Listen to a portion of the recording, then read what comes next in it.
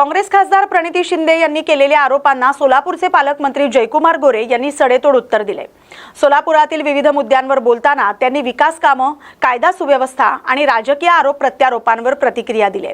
सोलापूर महापालिकेचे सभागृह नेते नरेंद्र काळे यांनी आयोजित केलेल्या सामुदायिक विवाही सोहळ्याचं कौतुक करताना शहरातील रस्त्यांबाबत सुरू असलेल्या श्रेयवादावरही जयकुमार गोरे यांनी भाष्य केले। भाजपकडून सरकारकडून मोठ्या प्रमाणात विकास कामं होत असल्याचा दावा त्यांनी केलाय।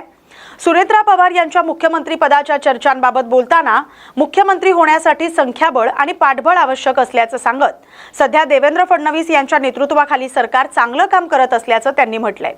दरम्यान प्रणिती शिंदे यांनी मुख्यमंत्री राजीनाम्याबाबत केलेल्या वक्तव्यावर प्रतिक्रिया देताना दिल्लीतील निर्भया प्रकरणाचाही उल्लेख त्यांनी केलाय। आपण पाहतो अनेक वाढदिवस होतात आणि त्या वाढदिवसा दिवशी कशा पद्धतीनं प्रदर्शन होतं आपण सगळ्यांनी पाहिलंय।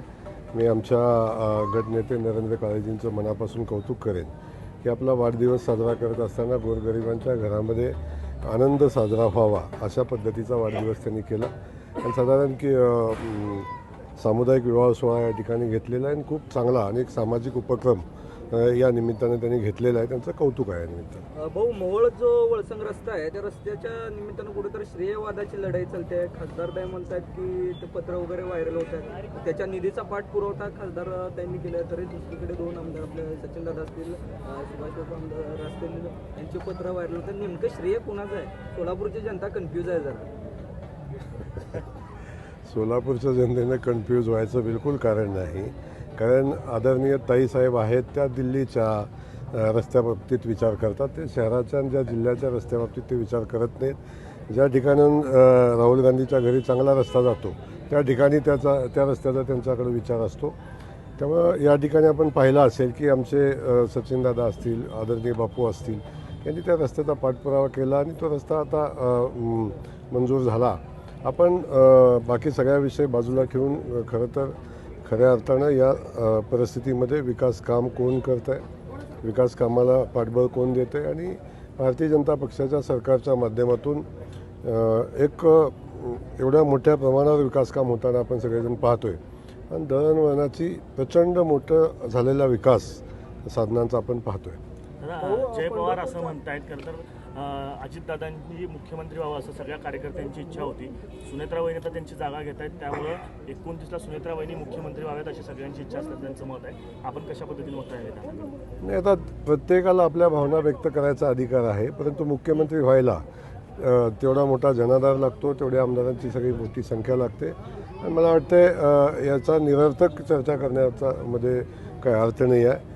मी आज सांगतो की आदरणीय देवेंद्रजींच्या नेतृत्वाखाली खूप चांगलं सरकार चाललं आहे। ते 2019 साली आलं, 2014 साली आलं, 2024 साली आलं आहे आणि आदरणीय देवेंद्रजींच्याच नेतृत्वाखाली 2029ला पण सरकार भारतीय जनता पक्षाचं येईल। त्यामुळं प्रत्येकाला इच्छा व्यक्त करण्याचा अधिकार आहे, प्रत्येकाच्या भावना या निमित्तानं असणे साहजिक आहे, परंतु त्या सगळ्या परिस्थितीला तशी परिस्थिती असायला लागते, तेवढं पाठबळ असायला लागतं, तेवढा जनाधार असायला लागतो, तो माननीय देवेंद्रजींच्या सोबत आहे। नसरापूरची जी घटना घडली त्यानंतर प्रणिती शिंदे असं म्हणतात की मुख्यमंत्र्यांनी नैतिकता स्वीकारून राजीनामा दिला पाहिजे असं प्रणिती शिंदे असं मुख्यमंत्र्यांनी राजीनामा दिला पाहिजे, त्याला देखील एक मुलगी आहे, गृहमंत्र्यांनी राजीनामा दिला पाहिजे असं त्यांनी म्हणजे पश्चिम बंगालचा वगैरे जल्लोष साजरा केला। एवढी मोठी घटना घडली महाराष्ट्रात, तर आनंद जल्लोष साजरा करण्यापेक्षा दुःख साजरा करायचं होतं असं त्यांचं म्हणणं होतं। नैतिक जबाबदारी स्वीकारून त्यांनी राजीनामा द्यायला पाहिजे। नाही, केरळमध्ये काय केलं? केरळमध्ये दुखवटा होता काय? आपण आपल्याकडे जेव्हा समोरच्याकडे एक बोट करतो तेव्हा आपण पाहतो की आपल्याकडे 3 बोटं असतात, 4 बोटं आपल्याकडेही असतात। एक दुर्दैवी घटना घडली आणि एका विकृत माणसाकडून घडलेली घटना होती, त्याच्यावर तातडीनं कारवाई झाली, अटकही झाली, पुढची कारवाई झाली। त्या अनुषंगाने आता न्यायालय याचा पुढचा निर्णय घेईल। पोलिसांनी पोलिसाचं काम केलं, सरकारनं सरकारचं काम केलं, तरीसुद्धा अशा घटनांचं समर्थन करणं योग्य नाही आहे। अशा घटना खूप चुकीच्या आहेत, अशा घटना समाजाला काळिमा फासणाऱ्या आहेत, आपल्या सगळ्यांसाठीच ते लांछनास्पद आहेत। परंतु या घटनांचं राजकारण करणं हे कितपत योग्य आहे हे या निमित्तानं आपण पाहिलं पाहिजे। आपल्याला आठवत असेल दिल्लीमध्ये निर्भया हत्याकांड झालं होतं, तेव्हा याच भूमीचे सुपुत्र देशाचे गृहमंत्री होते, तेव्हा राजीनामा दिला होता का? तेव्हा कोणी मागितला होता का? याचा सगळ्याचा विचार आपण केला पाहिजे. छत्रपती संभाजीनगर जिल्ह्यातील पैठण तालुक्यातून कांदा उत्पादक शेतकऱ्याची धक्कादायक व्यथा समोर आले. वरुडी गावातील शेतकरी प्रकाश गलथर यांनी 3 महिने मेहनत करून पिकवलेला 1262 किलो कांदा बाजारात विकला.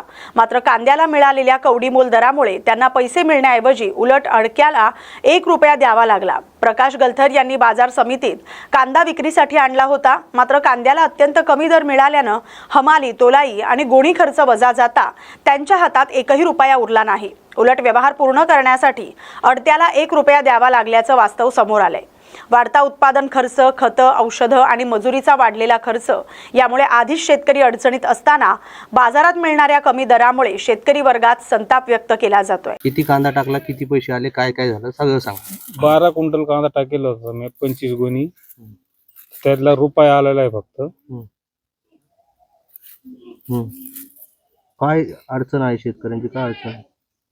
शेतकऱ्याची अडचण काय, पैशामुळं माणसाला वाटतं ना पैसे व्हावं. शेतकऱ्याला लग्नाची देणी होती माझ्या माग 5-6 लाख रुपये. ते देणं सुद्धा नाही फिरले मुलीचे लग्न केल्याबद्दल. मग आता कांद्याचं काय काय परिस्थिती आहे गावात? गावात परिस्थिती चौकड तशीच आहे तशीच. 3 रुपये 4 रुपये भाव लागतो चांगल्या कांद्याला. थोडा खराब काही रुपये 2 रुपये असा भाव लागू राहिला. कांद्याला खर्च खूपच आहे. 3-3.5 हजार रुपये किलोचं बी आहे. 3 किलो बियाणे म्हणजे 9,000 रुपये खर्च तो येतो. आणि खताचा जर पकडला तर 20,000 रुपये खताचा खर्च आहे. लागवडीचा खर्च आहे 12,000 रुपये एकर. काढणीचा खर्च आहे 12,000 रुपये एकर. 24,000 रुपये ते होतात. जवळपास 50-60 हजार रुपये खर्च येतो. आणि कांदे निघले 150 क्विंटल. त्याला भाव चालू आहे कमीत कमी आता 100 रुपयापासून तर 500 रुपयापर्यंत फक्त. त्याच्यामध्ये 1 रुपया सुद्धा शेतकऱ्याला मिळत नाही. त्याला कमीत कमी भाव पाहिजे होता 2,000 रुपये क्विंटल. तेव्हा थोडेफार पैसे उरले.